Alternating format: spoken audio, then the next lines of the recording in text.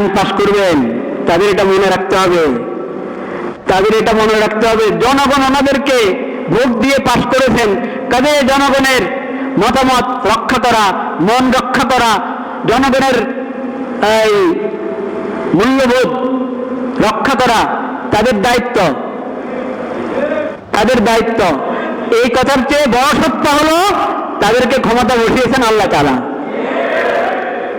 Vote যারা দিছে, যদি আল্লাহ তাআলা মন ঘুরাই দিতেন, যদি আল্লাহ তাআলা যারা ভোট দিয়েছে, সিল মেরেছে, ওদের মন যদি, ওদের মনে যদি যে দল গিয়েছে ক্ষমতায়, সেই দলের প্রতি তাদের বীর আল্লাহ না ঘুরাই দিতেন, তাহলে সিল অন্য জায়গায় পড়তো, সিলগুলো কোথায় পড়তো? অন্য জায়গায়। কুলিল্লাহুম্মা মালিকাল মুলকি তুতিল মুলকা মান তাশা ওয়া তানজিউল মুলকা মিম্মান তাশা ওয়া তুইজ্জু মান তাশা ওয়া তুযিল্লু মান তাশা বিয়াদিকাল খায়রু ইন্নাকা আলা কুল্লি শাইইন কাদির। ক্ষমতা দান করেন কে? আল্লাহ। ছিনিয়ে নেন কে? আল্লাহ তাআলা। ইজ্জত কে দান করেন? আল্লাহ তাআলা। ইজ্জত কে করেন? আল্লাহ তাআলা।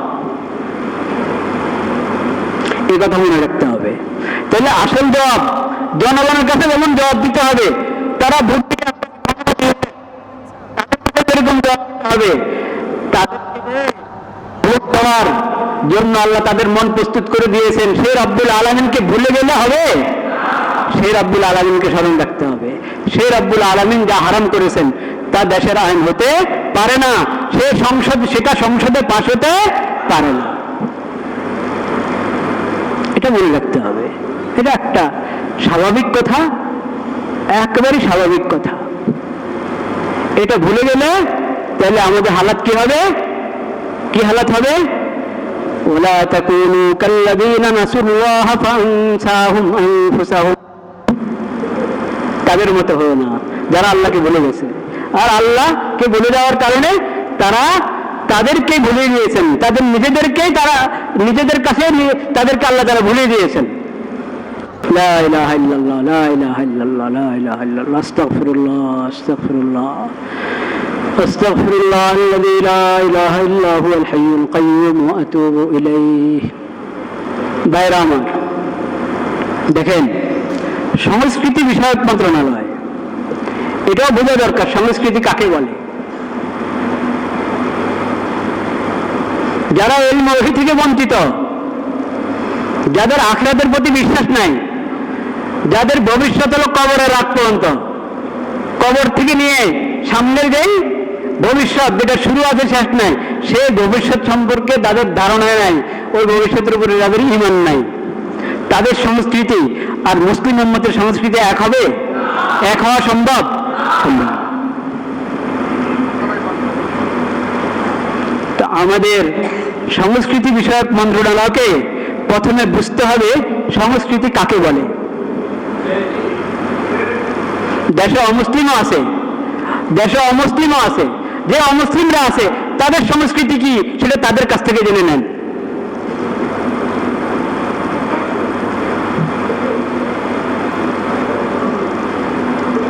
যে অমুসলিম গোষ্ঠী যারাই আছে এখানে, তাদের সংস্কৃতি কি তাদের কাছ থেকে জেনে নেন। আপনি নিজে যদি তাদের লোক হন, তাদের সংস্কৃতি আপনার জানা থাকবে।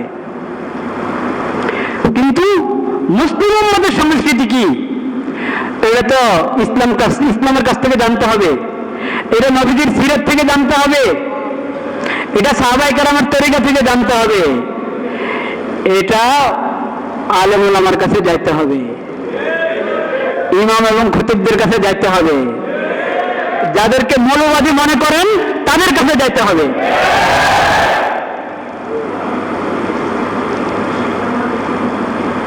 তাদের কাছ থেকে জানতে হবে। সংস্কৃতি বিষয়ক মন্ত্রণালয় যদি মুসলিম উম্মতের সংস্কৃতি, মুসলিম উম্মতের সভ্যতা সম্পর্কে না জানে, তাহলে উনি ওনার মন্ত্রণালয়ের দায়িত্ব পালন করা হবে না, ওনার সম্ভব না। উনি যদি বিজাতিদের, ভিন জাতির সংস্কৃতিকেই মনে করেন এটা এই বাংলাদেশের 16 কোটি নাগরিক সবার সংস্কৃতি, এটা যদি উনি ধারণা করে বসে থাকেন, তাহলে সবার উপরে জুলুম হবে। এটা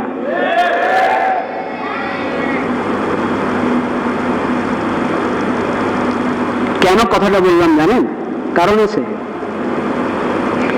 সংস্কৃতি বিষয়ে এই দেশে যারা লেখাজোখা করেন, যাদেরকে সংস্কৃতি বিষয়ে আপনার পণ্ডিত মনে করা হয়, সংস্কৃতি বিষয়ের রাহবর মনে করা হয় যাদেরকে, তাদের কথা শুনে দেখেন, লেখা পড়ে দেখেন কি বলে। একটা বাক্য শুনে এক ভদ্রলোকের,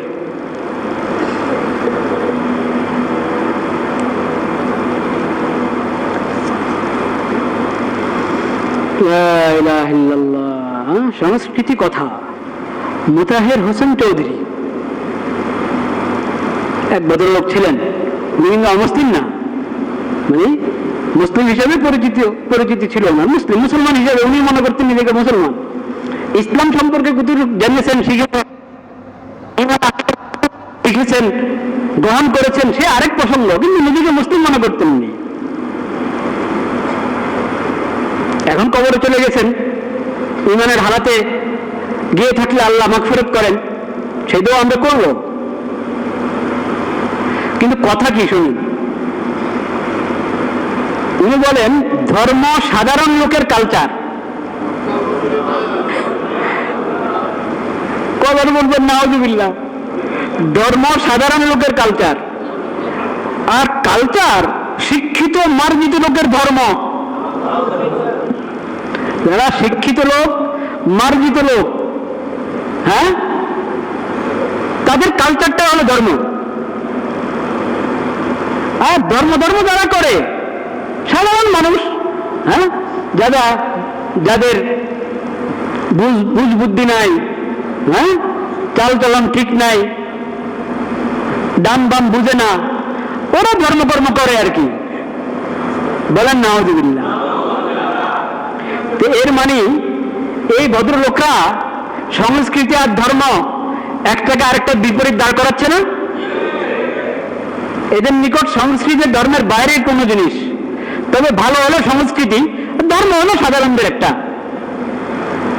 যেরকম ভণ্ড দরবারিরা আছে কিছু, বুঝতে পেরেছেন? ভণ্ড দরবারি, শরীয়ত হলো সাধারণদের জন্য, শরীয়ত কার জন্য? আর তরিকত হলো বিশেষ লোকদের জন্য। তরিকত কাদের জন্য? বিশেষ লোকদের জন্য। শরীয়ত হলো সাধারণ লোকদের জন্য। এটা কুফরি কথা কিনা?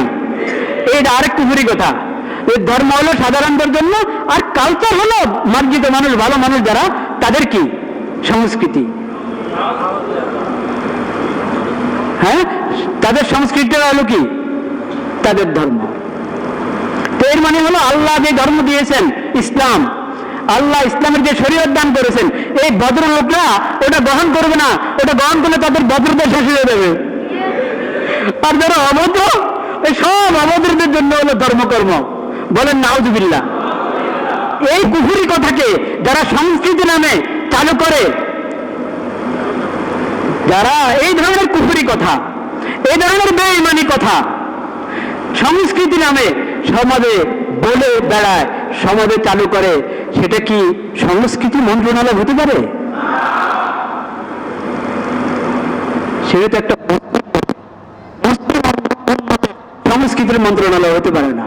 আমরা আশা করব, যদিও মন্ত্রণালয়ের জিম্মাদার মন্ত্রী উনি মুসলিম না, অমুসলিম, এই মন্ত্রণালয়টা আর অমুসলিম হতে পারে না। মন্ত্রণালয়টা তো একটা মুসলিম দেশের মন্ত্রণালয়।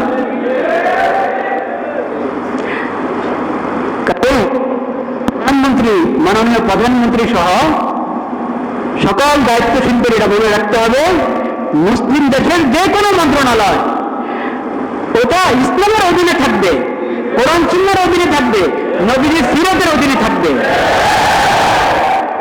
যদি সংস্কৃতির নামে বিন জাতির সভ্যতা, বিন জাতির কুফরি, বিন জাতির কুফরি এবং শিরকি সভ্যতা সংস্কৃতিকে প্রবেশ করানো হয় এবং মুসলিম উম্মতের উপরে চাপিয়ে দেওয়া হয়, তাহলে এটা হবে আল্লাহর প্রতি জুলুম, আল্লাহর বান্দাদের প্রতি জুলুম, দেশের প্রতি জুলুম, ক্ষমতার প্রতি জুলুম, সংসদের পরিবারের জুলুম থেকে, সকল জুলুম থেকে সবাইকে হেফাজত করেন। ওয়া আখিরু দাওয়ানা আলহামদুলিল্লাহি রাব্বিল আলামিন।